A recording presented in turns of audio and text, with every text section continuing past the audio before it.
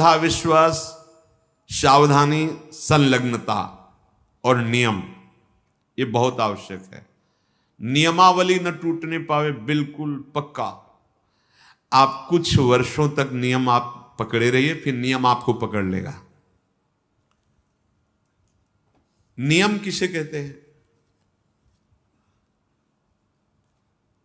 शौच संतोष तपः स्वाध्यायेश्वर प्राणिधानानि नियमाः।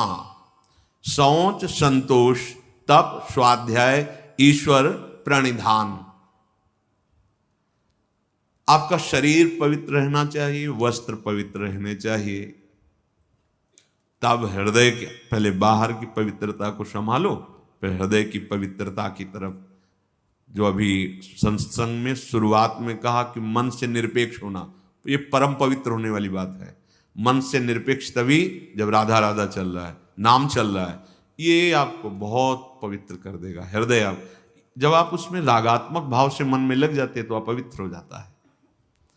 जैसे स्वर्ण को तपाया जाता है तो मल छोड़ देता है, निर्मल हो जाता है, ऐसे मन में जब जलन होती तो पवित्र हो रहा है। आप समझ नहीं पाते और विचलित हो जाते हैं, वो मन ही की मलिनता नष्ट हो रही है, आप उसे अपने में लेकर के दुखी हो रहे हैं। उसको जलने दीजिए, वो निर्मल हो रहा है। तपने पर जैसे स्वर्ण चमकने लगता है, ऐसे जो ताप सह जाता है मन निर्मल हो जाता है। तन को पवित्रता से युक्त रखे तो मंत्र और नाम आप देखिए स्वतः बहुत जल्दी जल्दी आपकी उन्नति होगी। ये अपवित्रता है। नियम में सबसे पहला है शौच, पवित्रता। आपका उठना बैठना, खाना पीना, देखना सुनना, चलना फिरना भगवत स्मरण करते हुए पवित्र भाव से, और शरीर को भी पवित्र रखना। देखो जिनको ऐसा सौभाग्य नहीं मिला है, गृहस्थी में नाना प्रकार के कार्यों में रत हैं, तो अपवित्र पवित्रो वा सर्वावस्थांगतो विवा, जैसी भी स्थिति में हो तुम राधा राधा बोलो, पर आपको तो सौभाग्य मिला हुआ है कि आप हर समय असंग और पवित्र रह सकते। तो लाभ लीजिए और उस लाभ को जगत मंगल के लिए प्रभु के चरणों में अर्पित कीजिए। आपके लिए तो बहुत बढ़िया अवसर मिल गया है। आपका पवित्रता पर ध्यान होना चाहिए, आपका शरीर पवित्र होना चाहिए, आसन पवित्र होना चाहिए। शौचाचार के विषय में पीछे सत्संग में बताया गया है, मिट्टी जल आदि से शरीर की और राग द्वेष आदि त्याग कर भगवत स्मरण करते हुए हृदय की पवित्रता होती है। संतोष, चाहे गृहस्थ हो चाहे विरक्त हो, भगवत प्राप्ति करना है तो ये लाना ही होगा हृदय में। बिन संतोष न काम न साही, अछत काम सुख सपने नहीं।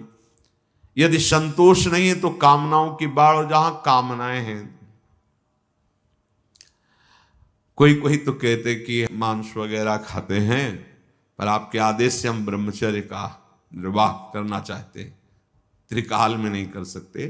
राक्षसी भोजन पाओगे और तुम ब्रह्मचारी बनोगे, तुम आसुरी प्रवृत्ति धारण करोगे, और सच्चिदानंद में बिना चित्त जोड़े तुम इन दिव्य व्रतों का पालन कर सकते हो? कदापि नहीं।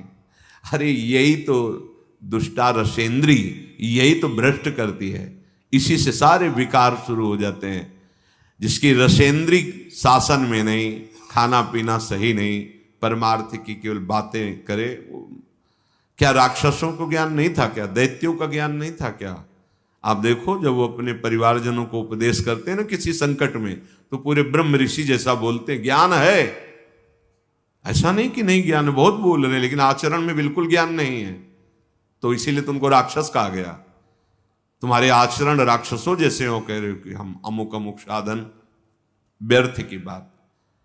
नियम से चलो, शौच, संतोष, भगवत कृपा से जैसी भी परिस्थिति तुम्हें दी गई है, जो भी धन भोजन परिवार जैसा भी, या विरक्त मार्ग जैसा, संतुष्ट रहो। जथा लाभ संतोष सदा काहू सु कछु न। बड़ा शांत मार्ग है, बड़ा गंभीर मार्ग है ये, बड़ा सहनशीलता की जरूरत है। और सही पूछो तो आपको कोई दुख है ही नहीं, आपको कुछ चाहिए ही नहीं, आपके अंदर दुख और चाह जो आई उस शरीर को लेकर, संसार को लेकर आई है। इसीलिए आपको संतोष, अगर संतोष धारण करोगे तो आशाएं नष्ट हो जाएंगी। आशाएं नष्ट होंगी तो दुख का नामो निशान मिट जाएगा।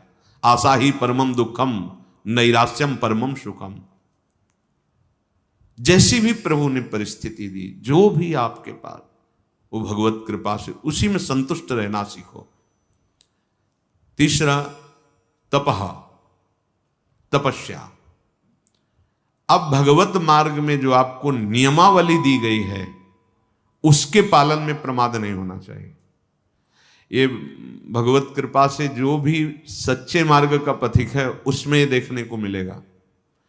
कैसी भी दुखद परिस्थिति हो, नियम इतना बड़ा बलवान होता है कि अपने आप उसे समय से, ये पक्का, आप पहले नियम पकड़ो फिर नियम आपको पकड़ लेगा। भारी से भारी कठिन परिस्थिति में भी नियम में बड़ा बल है। वो अपने आप दिनचर्या को, जिसकी आसक्ति हो गई दिनचर्या में, वही उत्तम उपासक है। अगर 3 बजे से आपकी दिनचर्या है तो 2:45 बजे आप आके बैठ गए।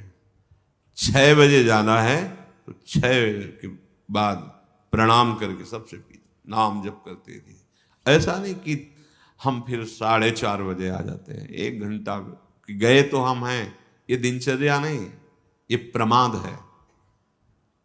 जिस समय जो आपकी दिनचर्या बन रही है, देखो आजीवन 2 बजे नींद त्यागने का गुरुदेव ने बचपन में अभ्यास बना दिया। समीप ही वो आप तखत पे शयन करते, समीप उठ देख उठ, 2 बज गए, माला ले बैठ जा। जी महाराज जी। वो आप बैठे ऐसे और नीचे, गुरु कृपा से आज तक कष्ट हो या कुछ भी हो, जो दिनचर्या है वो दिनचर्या है। वही दिनचर्या हमारा भगवान है, दिनचर्या ही हमारा स्वरूप है, दिनचर्या ही हमारी तपश्चर्या है। उसके लिए प्रमाद नहीं होता। अगर शरीर में जान है तो दिनचर्या में बाधा नहीं पड़। देखो बड़े बड़े सिद्ध महापुरुषों की देखो, श्री सनातन गोस्वामी जी वृंदावन से गिरिराज जी की परिक्रमा रोज लगाने जाते।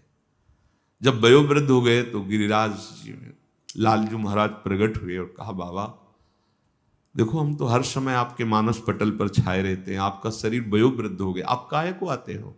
अब आपको परिक्रमा की क्या जरूरत है? अब मत आया करो। जी। दूसरे दिन फिर पहुंचे।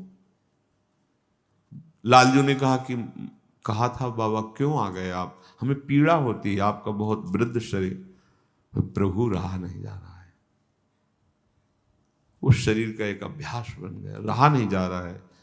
तो वो आज भी श्री राधा दामोदर जी में चरण चिन्ह, गौ का खुर, बंसी, लकुट, ये चिन्ह रख के दिए कि आप वहीं 4 परिक्रमा कर लो, पूरी गिरिराज जी की परिक्रमा का स्वरूप हो जाएगा। हमारी बात मान लो, हमारी प्रार्थना मान लो। प्रभु कह रहे हैं जब आप अपने समय, तो जो आपको कष्ट मिल रहा है, तपश्चर्या किसे कहते हैं? जो आपको कष्ट सहन करना पड़ रहा है। मान लो 2 बजे किसी को नींद ना आती हो तो 2-3 बजे तो आ ही जाएगी। 4, 5, 6 आराम से सो, ठंडा मौसम हो जाता है, बढ़िया। यहाँ 1:30 बजे से शुरू हो गया है। अब जो नींद का समय तो इसमें जा रहा है। अब ये जो कष्ट आपको सहना पड़ रहा है, ये आपकी भारी तपस्या हो रही है, आपके दुष्कृत नष्ट हो रहे हैं रोज का रोज आप। और हम सिद्ध महापुरुषों को देखा है, ये 2 बजे की दिनचर्या बड़े बड़े सिद्धों में देखी। शैनपुर में तो स्वामी श्री मग्नानंद से 2 बजे पूरा परिकर सहित 2 बजे। अरे भगवत प्राप्ति के लिए जीवन मिला, सोने के लिए थोड़ी मिला है। थोड़ी देर विश्राम कर लिया, लग गए दिनचर्या में। जब ज्यादा शिथिलता हुई तो दिन में 1-8 घंटा विश्राम कर लिया। भगवत प्राप्ति करनी है, यहाँ सो के समय थोड़ी गंवाना है, यहाँ भोगों की भूल भुलैया में थोड़ी फंसना है। प्रभु के पास चलना है, अपने स्वरूप में स्थित होना है। तो जो आपको नियम मिला है उसमें, वो नियम ही क्या जिसका निर्वाह न करो। और निर्वाह करने में तो कष्ट मिलता ही है। नियम पूर्वक कोई कार्य किया जाए तो फिर कष्ट कोई परवाह नहीं की जाती है। और कष्ट ना हो तो नियम कैसा? नियम का वही मतलब है कि कितना भी कष्ट आवे, आपका नियम नहीं टूटना चाहिए। साधक की ऐसी दिनचर्या होनी चाहिए, इस समय, हाँ इस समय तो सत्संग में होंगे, इस समय तो श्रृंगार में होंगे। पूरी जीवन की दिनचर्या होनी चाहिए। आप पूज्य सदगुरुदेव भगवान 25-26 वर्ष से तो वही दिनचर्या देख, उतनी दिनचर्या, वही राइट टाइम, कोई उत्सव सेवा बधावा में समय का थोड़ा परिवर्तन, दिनचर्या वही। सहचरी भाव के रस का रसास्वादन कराने वाले महापुरुष, दिनचर्या वही। अगर हमारी दिनचर्या ठीक नहीं तो ब्रह्मचर्य ठीक नहीं है, दिनचर्या ठीक नहीं तो प्रमाद स्थिति है, दिनचर्या ठीक नहीं तो आपका भगवत प्राप्ति लक्ष्य नहीं बना है। नहीं तो दिनचर्या में आपका कोई भी गुंजाइश, दिनचर्या पर बिल्कुल। कृष्णाश्रम स्वामी जी बड़े बड़े महात्माओं को देखा है, बिल्कुल सुई की, घड़ी की सुई की नोक में दिनचर्या, 1 मिनट का अंतराय रहे, वो मन को अपने वश में कर लिए, इंद्रियों को वश में कर लिए। अपने नियम पालन में, धर्म पालन में, साधन मार्ग में जो कष्ट मिलता है, शीत उष्ण मान अपमान, इन सबको सहना, यही तपस्या है। अब आप ब्रह्मचारी हैं, कभी कभी काम की वृत्ति आती है, वो आपको जलाती है, प्रेरित करती, शांत, किसी से कहना नहीं, कहने से सत्ता दृढ़ होती है कि आज हम बहुत विकसित में, शांत, राधा राधा, कैसे हो, मुस्कुरा, हाँ बहुत कृपा है, नहीं कोई कोई परेशानी नहीं, जोई जोई प्यारो करे सोई मोहि भाव, राधा राधा, सत्ता ही खत्म। स्वाध्याय आचार्य ग्रंथ का, महापुरुषों की वाणियों का, शास्त्रों का स्वाध्याय नियमित होना चाहिए। जैसे अपने यहां वाणी गायन सब नियमित स्वाध्याय होना चाहिए। और ईश्वर प्रणिधानानि, अपने आराध्य देव, जो गुरुदेव ने बताया है, अपनापन तभी सिद्ध होता है जब गुरु प्रदत्त होता है। अपनी मान्यताएं बदलती रहती हैं, लेकिन गुरु प्रदत्त, जैसे अपने को गुरुदेव भगवान ने दिया कि हमारे आराध्य देव श्री श्यामाजू, और श्यामाजू का सुख श्री लालजू महाराज, लालजू के प्राण श्री लाडलीजू, तो लाडलीजू के महासुख वर्धन करने के लिए उनके प्राणनाथ श्री लालजू में अद्भुत प्रीति, अद्भुत प्रीति, तद्भावोत्सवता परम भवतु में तत्प्राणनाथ है। हमारी युगल उपासना ऐसी है, गोरे चरणारविंद की ठसक और युगल का उपासन। लालजू में अत्यंत प्रीति है, और कैसे है, मेरी प्यारी जू के प्राणनाथ है, प्यारी जू के परम सुख है, तद्भावोत्सवता परम भवतु में तत्प्राणनाथ। ऐसे श्री श्यामा श्याम की ठसक में हर समय रहना, उनके चिंतन में रहना, अहम उनके दासत्व में समर्पित हो जाना, अपना उनसे अलग कुछ भी न रह पावे, उसे ईश्वर प्रणिधान कहते हैं। शौच संतोष तपा स्वाध्याय ईश्वर प्रणिधानानि नियमाः। प्रिया प्रीतम से संबंधित सब कुछ है, कुछ भी ऐसा अलग नहीं होना चाहिए। अपने आप महात्मा हो गए, देख लो, कुछ भी ऐसा नहीं खाएंगे जो प्रियाजू को अर्पित न करें, कुछ भी ऐसा नहीं पिएंगे जो प्रियाजू को अर्पित, कुछ भी जीवन में ऐसा नहीं होगा जिससे प्रियाजू का समर्पण ना हो। अभी सत्य मार्ग के पथिक बन जाओगे। कई लोग तो ऐसा करते हैं कि भोग लगाने के लिए अलग बनाते हो, अपने लिए अलग बनाते हैं, तो आपकी फिर बुद्धि कैसे प्रभु में तन्मय कैसे होगी? तुम अपनी रसेंद्री को तृप्ति करने के लिए अगर भाव रखते हो तो उपासना क्या, ये थोड़ी कि प्रभु भूखे बैठे हैं उनको पवाद, अरे विश्वंभर सारे जगत का भरण पोषण करते हो, आपका केवल भाव पाते हैं। बाहरी जो शरीर की पवित्रता रखता है उसका वैराग्य बढ़ता चला जाता है। ये जितना आप मलिन शरीर रखोगे उतना ही भोगासक्ति बढ़ेगी, शरीरासक्ति बढ़ेगी। बाहरी इस नियम, शौच रूपी नियम का पालन करने से शरीर पर राग रहित वृत्ति हो जाती है, वैराग्य हो जाती है, शरीर का रहस्य प्रकट हो जाता है, मैं नहीं हूं। पवित्र शरीर रखने से नहीं टिकाऊ नहीं, इससे राग खत्म हो जाता है। और अंतर से पवित्रता रखने से मन प्रसन्न रहता है, बुद्धि एकाग्र रहती, इंद्रियां निर्विषय हो जाती हैं और उसे आत्मबोध प्राप्त करने की योग्यता आ जाती है। बहुत सुंदर बात है। और संतोष धारण करने से समस्त सुख सामग्रियां उसके अनुकूल हो जाती हैं। रात से देखो, कामना करने से भटकना पड़ेगा और संतोष धारण कर लो तो सारे सुख वैभव आपके समीप आ जाएंगे। संतोष की सिद्धि यही है। और जो अपने मार्ग में चलने वाले कष्ट को सहता रहता है, तप उससे अणिमा लघिमा महिमा दूरदर्शन दूर श्रवण की सिद्धियां अपने आप प्राप्त हो जाती है। ये कोई इस बात में न रहे कि मैं इतना कष्ट सह रहा हूं, इसका मतलब क्या, वो बड़ा सुखी हो रहा है। ये हम अंदर की बात बता रहे हैं, बहुत ध्यान से समझना। अगर आप कुछ मिनट भजन कर लिए, कुछ मिनट पाठ कर लिए, ठाकुर सेवा कर लिए, कोई परेशानी आपको नहीं। और अगर आपने सोच लिया है कि निर्विषय होकर भगवत प्रेम में डूबेंगे या मोक्ष पद प्राप्त करेंगे, अब होश में रहना। भगवत प्राप्ति के लिए अभी सब ये दुश्मन बिल्कुल तैनात हो जाए। अच्छा, निकलना चाहता है। अब एक एक आपके, अब सहनशील आशय उदार धीरज सहित विवेकी, अब युद्ध प्रारंभ होने जा रहा है। उनके लिए युद्ध थोड़ी होता है।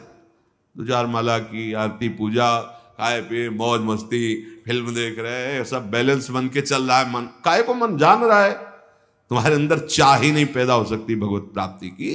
भोगेश्वर प्रसक्ता नाम, जहां भोग में आ सकती है, चित्त का अपहरण है भोगों में। 2-4 माला बढ़िया है, प्रायः ऐसा ही भजन अच्छा लगता है। लेकिन निर्विषय होकर कष्ट सहते हुए नियमावली का पालन करते हुए भजन, ये उसको कह रहे, ये भागवतिक सिद्धियां हैं। अणिमा लघिमा महिमा गरिमा दूरदर्शन दूर श्रवणेन्द्री, ये सब सिद्धियां उसका वर्ण कर लेती हैं। जो ये अपने मार्ग में अपनी दिनचर्या में बिल्कुल फर्क नहीं डालता और सहन करता हुआ किसी से कुछ नहीं कहता, आगे बढ़ता रहता है। भगवान बड़े कृपालु हैं। अगर आप इन बातों को मान लेंगे तो कृपा करके आपकी जलन शांत कर देंगे। समय का इंतजार करो, बहुत आनंद देंगे। आप रो रो के कहोगे कि आप जैसा कृपालु कोई है नहीं। जो नित्य स्वाध्याय करता है तो इष्ट दर्शन की योग्यता उसके अंदर आ जाती है। 84 हरिवंशकृत पढ़े सुने निशिभोर, छुटी 84 भ्रमंते निरखय जुगल किशोर।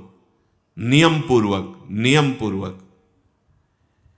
और जो ईश्वर प्रणिधान है वो आगे चलकर समाधि स्थिति प्रदान कर देता है। ईश्वर प्रणिधान, कोई भी वस्तु व्यक्ति स्थान कोई भी वृत्ति प्रभु से अलग नहीं है, सब प्रभु में समर्पित। दृढ़ निष्ठा अपने आराध्य देव की, तो चलते फिरते समाधि लगने लगती है। भाव में एकदम तन्मय है। शरीर से क्रियाएं हो रही या निष्क्रिय, उससे कोई मतलब नहीं। स्वामी जी महाराज इसी समाधि के लिए कह रहे हैं, आओ समाधि भीतर चित्त न डुलाए तुत। अगर इतुत चित्त डुलाए तो अगला जन्म हो जाएगा। आओ श्यामा श्याम के चरणारविंद के चिंतन में, उनकी लीला गायन में, उनकी लीला चिंतन में, ऐसा जहां सौंदर्य रूप, ऐसा जहां प्रेम रस बरस रहा है, वो कुंज निकुंज झलकने लगेगा। भारी समाधि स्थिति है। उपासक को चाहिए, जिसका शरीर रोगी है, वयोवृद्ध है, उनके लिए बात नहीं कह रहे। यदि आप जवान हैं, आपका शरीर स्वस्थ है,